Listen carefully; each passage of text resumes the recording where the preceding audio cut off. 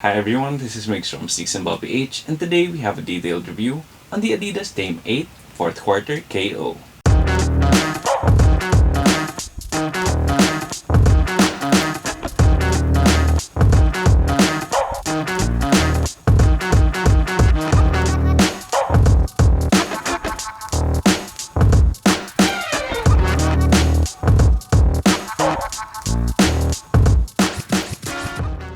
Before we get started, if you do like the video, please do make sure to leave a thumbs up down below. Then if you have any comments, questions, or any suggestions for future videos, please feel free to leave them in the comment section down below as well.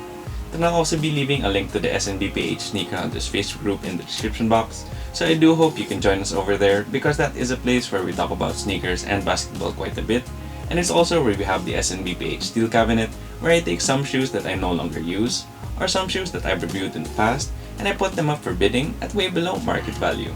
Then if you haven't already yet, please do make sure to sub to the channel because it really does help us out quite a lot. And with that being said, let's take a look at the Adidas Dame 8. The Adidas Dame 8 and this 4th quarter KO colorway have actually been seen on Dame's feet like quite a while back because he did use this exact colorway in his Weber State alumni game. I think that game was around mid to late August, so these have definitely been visible for quite a while, and it's nice that now in December we can finally get our hands on the Dame 8. The Dame 8 does have a pretty similar shape and aesthetic to the Dame 7 and the Dame 6, but there are definitely upgrades here on the shoe, especially with the cushion. But of course we'll get into more detail with that when we take a look at the tech specs. But for the Dame 8, I think it does have some big shoes to fill because the Dame 7 was an absolutely awesome shoe last year, and it did make number 2 on my top basketball shoes for 2020. With that being said though, since the Dame 8 released quite late in the year, probably won't even get a chance to make the 2021 list. But either way, last year's shoe was super awesome, so I definitely have high expectations with these ones. So hopefully these two get the job done.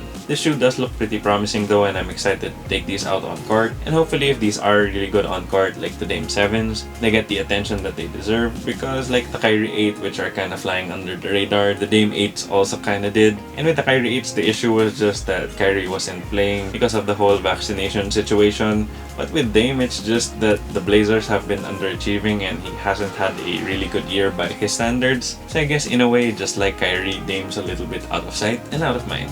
The Blazers usually do get better as the year goes on, so we'll just have to wait and see. And of course, Dame is a bona fide superstar, so he might have just had a slow start to the season. But who knows, maybe soon enough, Dame will be draining logo 3s and lighting up the league wearing the Dame 8. Like I said a while ago, I think the Dame 8 does have a lot of potential. So to see why I believe so, let's take a look at the tech specs. So starting off with the traction, the Dame 8 does have a completely solid rubber outsole with a wavy or wave bone pattern here down the middle, and this lightning bolt pattern that goes all the way around the sides. I do like that wave bone pattern here on the outsole because that is a tried and true traction that works really well. And with the Dame 8, it seems like it's gonna perform really well because I just tried these out here at home and they were gripping really well. And the rubber compound itself feels pretty similar to the ones on the Dame 7.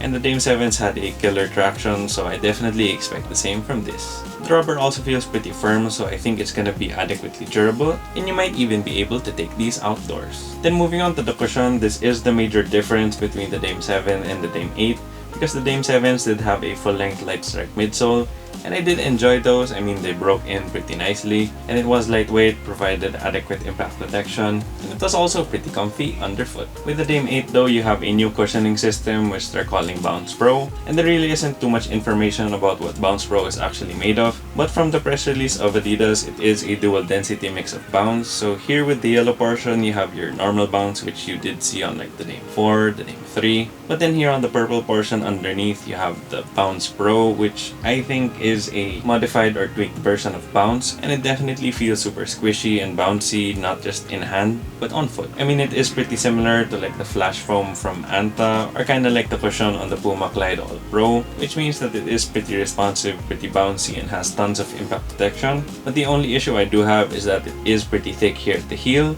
But here at the front, you don't have much Bounce Pro, and it kind of feels like you have more of the regular bounce, and it's pretty thinned out as well. The feeling here at the forefoot kind of reminds me of the Dame 4, which wasn't a bad shoe in terms of the cushion, but it was definitely super low to the ground in the forefoot, and that might be something you'd want as a shifty or low to the ground guard. But for someone like me that really likes a lot of cushion here at the forefoot, I'm not really sure how to feel about this, but who knows, it might just need some breaking in.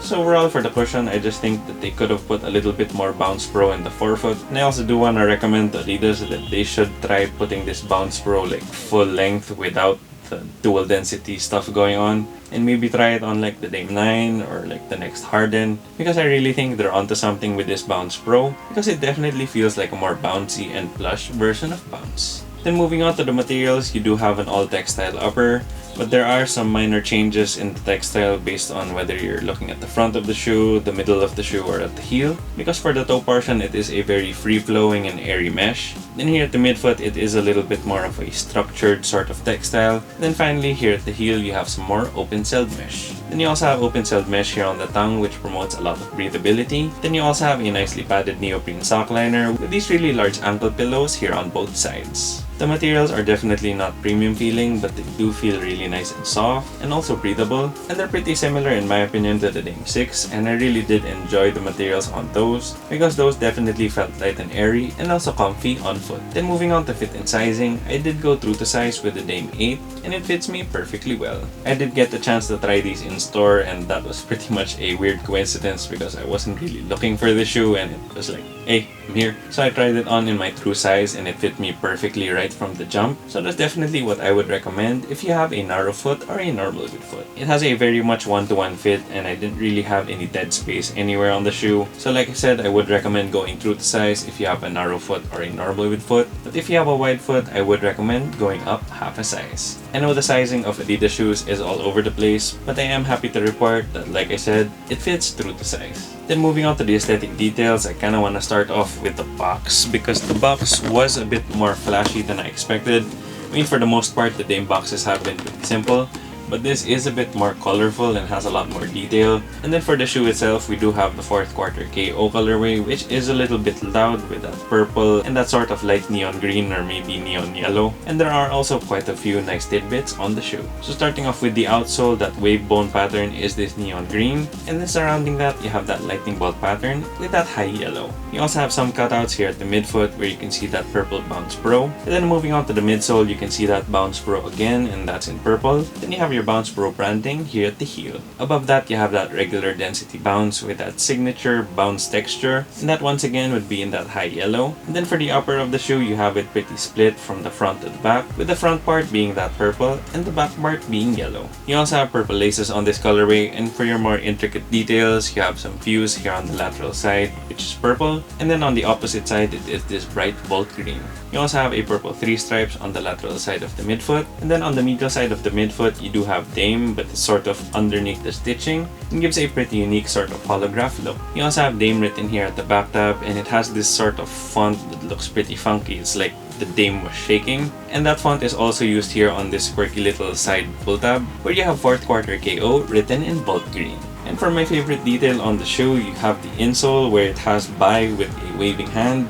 And this is just to allude to the shot that he hit over Paul George and the OKC Thunder, where he sent them home in the playoffs with that iconic, like, quote-unquote bad shot, and where he also bid the OKC Thunder and Paul George a bye-bye. Then for the overall aesthetics, it is a pretty quirky looking shoe, and it just kinda looks jarring at first, but the more that I wore it, the more I got comfy with it. But it still isn't something I'd wear casually, but on the court, I think it looks good. I mean, we did see Dame wear these and it seemed pretty nice. So at least I think in terms of the aesthetics, this is a good looking shoe on court, but off the court, this might be a pass, at least for me. But overall, I mean, it's just pretty run-of-the-mill for Adidas. It looks pretty similar to the 6 and the 7 in some ways. And in the end, it doesn't really matter if it looks good off the court, because I think on court it looks pretty nice, and I also feel like they'll be pretty beastly when I take these out to play. Then moving on to the price, the Dame 8 retails for 6,000 pesos here in the Philippines, or $120 US.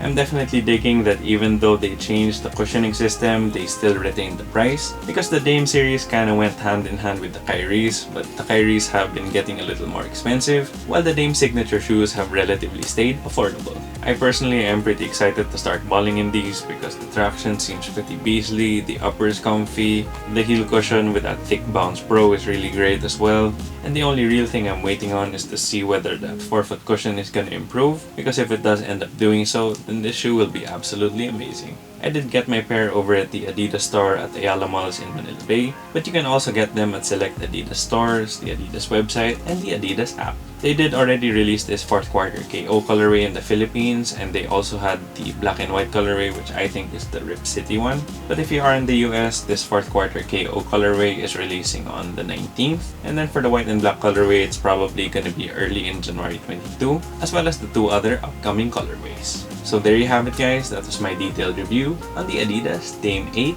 4th quarter KO. Once again, if you liked the video, please do make sure to leave a thumbs up down below.